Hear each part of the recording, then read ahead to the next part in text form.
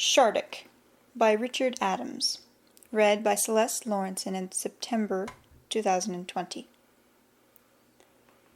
To my one-time ward in Chancery, Alice Pinto, with sincere affection, always.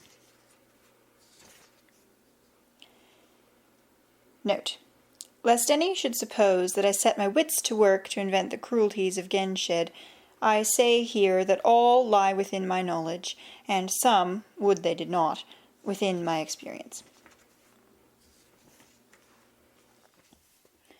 Behold, I will send my messenger. But who may abide the day of his coming, and who shall stand when he appeareth? For he is like a refiner's fire. Malachi chapter 3.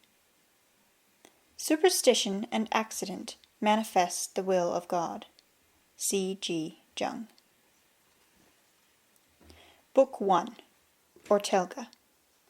Chapter 1. The Fire. Even in the dry heat of summer's end, the great forest was never silent. Along the ground, soft, bare soil, twigs and fallen branches, decaying leaves, black as ashes, there ran a continuous flow of sound.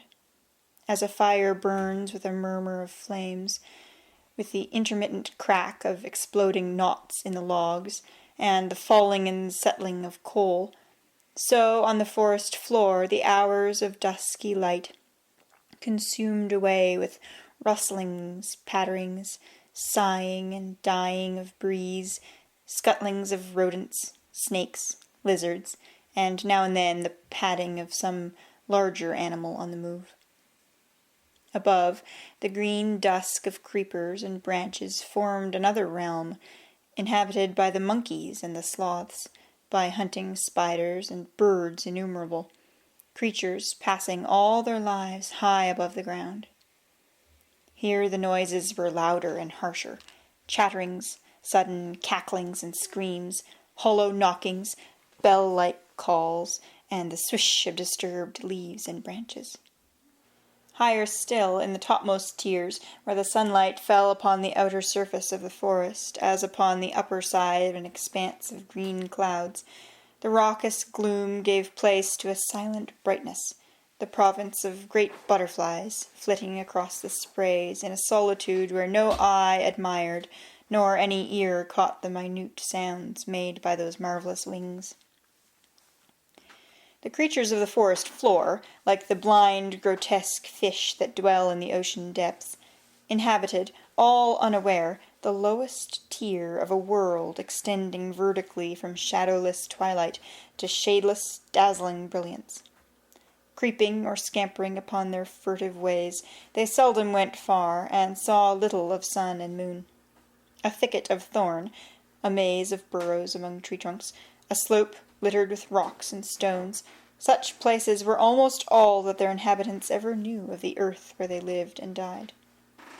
Born there, they survived for a while, coming to know every inch within their narrow bounds. From time to time a few might stray further when prey or forage failed, or, more rarely, through the interruption of some uncomprehended force from beyond their daily lives. Between the trees the air seemed scarcely to move.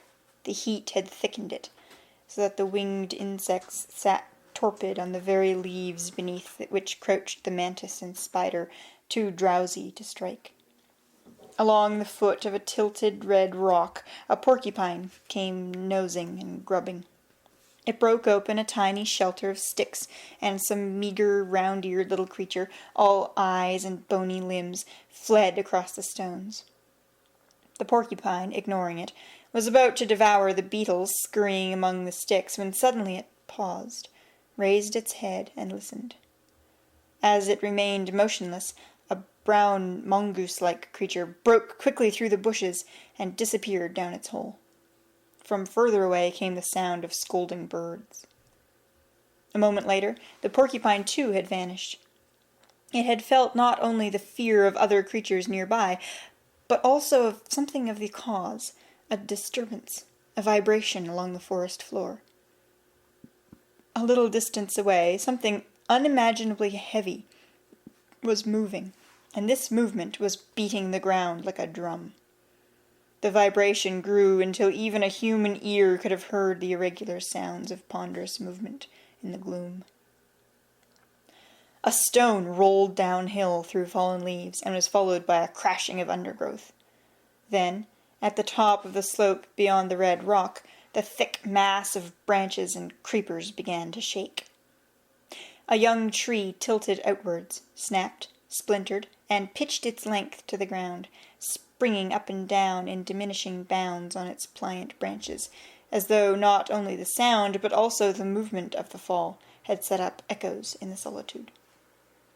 In the gap, half concealed by a confused tangle of creepers, leaves, and broken flowers, appeared a figure of terror, monstrous beyond the nature of even that dark, savage place. Huge it was, gigantic, standing on its hind legs more than twice as high as a man.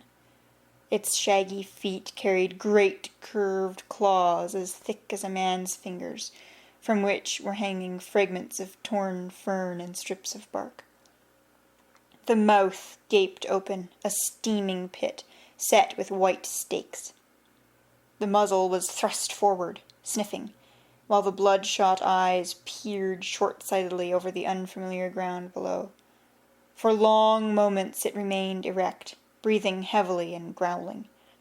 Then it sank clumsily upon all fours, pushed into the undergrowth, the round claws scraping against the stones, for they could not be retracted, and smashed its way down the slope towards the red rock. It was a bear. Such a bear as is not seen in 1,000 years, more powerful than a rhinoceros, and heavy as 8 strong men. It reached the open ground by the rock and paused, throwing its head uneasily to one side and the other. Then once more it reared up on its hind legs, sniffed the air, and on the instant gave a deep, coughing bark. It was afraid. Afraid.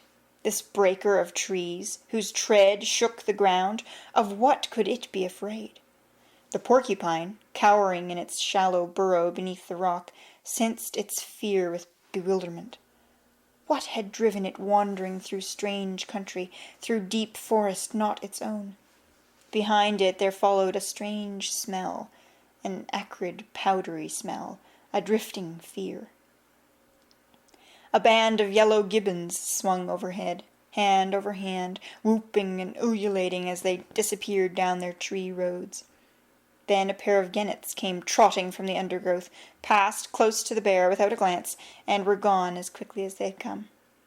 A strange, unnatural wind was moving, stirring the dense mass of foliage at the top of the slope, and out of it the birds came flying, parrots, barbets, and coloured finches, brilliant blue and green honey creepers, and purple jackdaws, gentuas and forest kingfishers, all screaming and chattering down the wind. The forest began to be filled with the sounds of hasty, pattering movement. An armadillo, apparently injured, dragged itself past, a peccary and the flash of a long green snake. The porcupine broke from its hole, almost under the bear's feet, and vanished. Still the bear stood upright, towering over the flat rock, sniffing and hesitating. Then the wind strengthened, bringing a sound that seemed to stretch across the forest from end to end, a sound like a dry waterfall, or the breathing of a giant, the sound of the smell of the fear. The bear turned and shambled away between the tree trunks. The sound grew to a roaring, and the creatures flying before it became innumerable. Many were almost spent, yet still stumbled forward with open mouths, set in snarls and staring eyes that saw nothing. Some tripped and were trampled down. Drifts of green smoke appeared through gaps in the undergrowth. Soon the glaucous leaves, big as human hands, began to shine here and there with the reflection of an intermittent, leaping light, brighter than any that had penetrated that forest twilight. The heat increased until no living thing, not a lizard, not a fly, remained in the glade about the rock. And then at last appeared a visitant yet more terrible than the giant bear. A single flame darted through the curtain of creepers, disappeared, returned, and flickered in and out like a snake's tongue. A spray of dry, sharp-toothed leaves on a zeltazla bush caught fire and flared brightly, throwing a dismal shine on the smoke that was now filling the glade like fog. Immediately after, the whole wall of foliage at the top of the slope was ripped from the bottom as though by a knife of flame, and at once the fire ran forward down the length of the tree that the bear had felled. Within moments, the place, with all its features, all that had made a locality of smell, touch, and sight, was destroyed forever. A dead tree, which had leaned supported by the undergrowth for half a year, fell burning across the red rock, splintering its cusps and outcrops, barring it with black like a tiger's skin. The glade burned in its turn, as miles of forest had burned to bring the fire so far. And when it had done burning, the foremost flames were already a mile downwind, as the fire pursued its way.